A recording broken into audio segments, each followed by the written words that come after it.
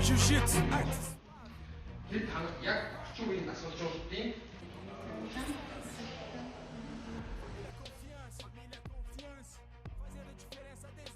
그런 식으로 맹승전 관련하고 우리가 계속 보세요. 스포츠 진짜 байсан. Одоо спортын төвөрний гол цөм болсон арга хэмжээг зохион байгуулж өгөх ажлыг удирдах жил тэмцэндээ спортын 20-25-30 төвөргөнд миний одоо өнөөдөр албан үйлчлэгээ явуулдаг юм.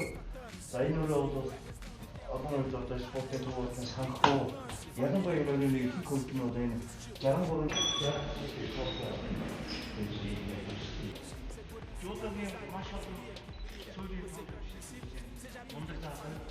Энэ зэрэг 2000 байгууллагаас спортын маш олон төлөвлөгөө.